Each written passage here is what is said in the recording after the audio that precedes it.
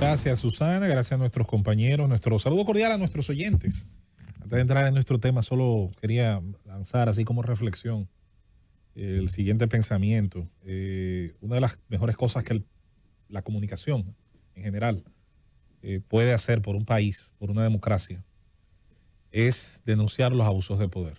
Los abusos de poder deben encontrar en la opinión pública uno de los primeros muros de reacción, incluso antes de la reacción institucional, antes de la reacción de la ley de los tribunales que es necesaria en un país para evitar los abusos de poder. Se supone que la opinión pública es una de esas primeras barreras. Es más, la opinión pública incluso ha tenido tanto poder en algunas naciones que se ha convertido en la trinchera donde a veces se han perdido conflictos que se han ganado en el exterior. Y voy a citar un ejemplo, la guerra de Vietnam, el conflicto de Vietnam.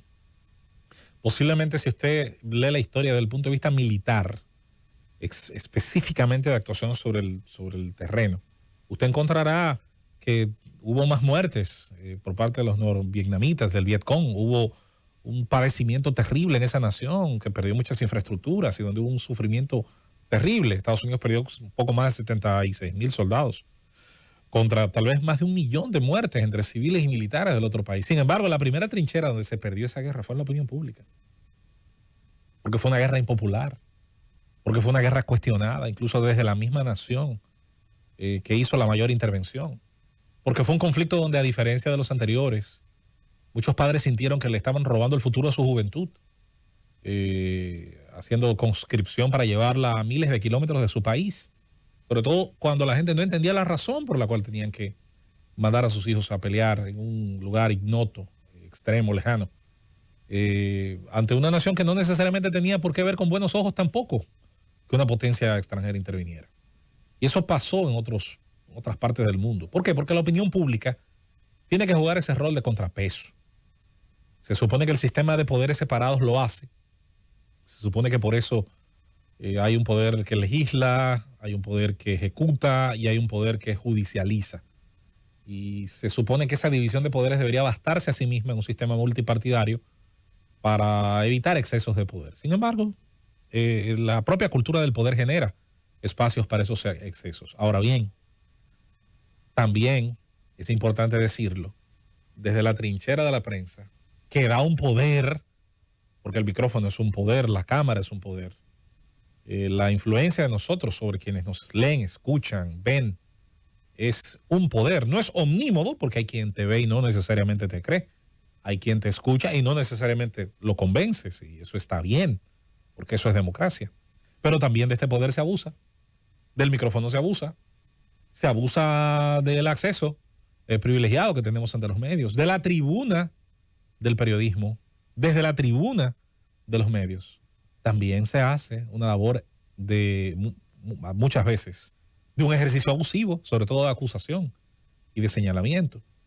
Y a veces hay quien cree que esos ejercicios, sobre todo producto de estar en cierta coyuntura política, de cierto momento, van a pasar desapercibidos toda la vida y no van a ser nunca respondidos, ni van a nunca mostrarse. Todo abuso de poder es negativo, tiende a generar un ciclo de ida y vuelta que daña a la sociedad. Y los abusos no solamente lo cometen los políticos o los jueces o los fiscales u otras personas que detentan poder. También muchas veces desde estas posiciones, desde estos lugares se abusa. Y con eso hay que tener cuidado. Y nosotros somos los primeros que debemos ser conscientes de evitar ese tipo de abusos. Y no unirnos generalmente a los linchamientos, sobre todo cuando a veces quien los acaudilla sí tiene un objetivo y sí tiene una razón que muchas veces no explica ni comparte para acabar con el linchado, con quien pretende linchar. A veces los demás, a veces por ingenuidad, a veces por la enorme credibilidad de quienes acaudillan esto, terminan entendiendo que es lo bueno y lo válido. Pero, insisto, los abusos no son buenos. Provengan de donde provengan. No son buenos. Miren, me voy a referir, porque es un tema muy interesante, pienso, como política pública, por las reacciones positivas y, ¿por qué no?, las negativas, que las hay, es natural, que ha generado este proceso de registro y que encabeza el Intran en relación a los motociclistas en materia ahora de este proceso que es el plan piloto que se lleva a cabo específicamente en el sector de Cristo Rey y que pretende como piloto, como ese ensayo, a partir de ahí iniciar intervenciones en otras áreas del país. Cuando inició este proceso multiinstitucional y donde Intran, Obras Públicas, Sur, el Ministerio Público, la Policía Nacional, entre otras fuerzas vivas del sector, como son sus juntas de vecinos, como son su empresariado, su sector comercial, religioso y demás, intentan ponerse de acuerdo en iniciar intervenciones que puedan hacer más fácil lo que va a quedar allí cuando termine ese proyecto en unos meses y cuando ese proyecto se vaya a otro lado, lo que quede, lo que se deje, el legado, entonces pueda dejar una vigilancia, un patrullaje, un levantamiento, una toma de estadísticas, una intervención que se quede siendo efectiva en el terreno. Ese es el reto, ya lo decía aquí cuando vino el ministro Jesús Vázquez, cuando participó en la entrevista, donde Esteban Delgado hacía una pregunta incisiva pero muy importante, y era eso. Bueno, ¿qué tiempo va a estar? Porque no te pueden tomar los 4 años en un solo lugar. Tienes que tratar de abarcar lo más que puedas, iniciando una metodología de trabajo y que luego esta se extienda. Dentro de esa metodología, dentro de esa intervención nueva, novedosa, hay que decir que uno de los procesos que más éxito ha tenido ha sido el de esta intervención del Intran. ¿Por qué? Por una razón, señores, muy sencilla. El acercamiento de las instituciones del tránsito, de las instituciones de regularización del tránsito, con el sector de los motoristas y especialmente el de los motoconchos y deliveries, siempre se daba primero por la parte coercitiva.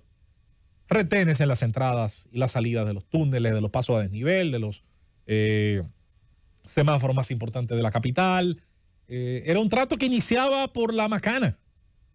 Era un trato que comenzaba, una intervención que empezaba encaramando motores, pasolas de distintos cilindrajes en una grúa de DGC y de ahí para el canódromo hasta que Dios quiera. Y por eso hemos ido creando ese cementerio extraordinario de chatarra que hay en ese lugar, en las afueras de la capital. En esta oportunidad se intentó hacer lo contrario, iniciar el camino aproximando el trabajo de las instituciones que regularizan y que en este caso registran, porque quiero ser incisivo en esto.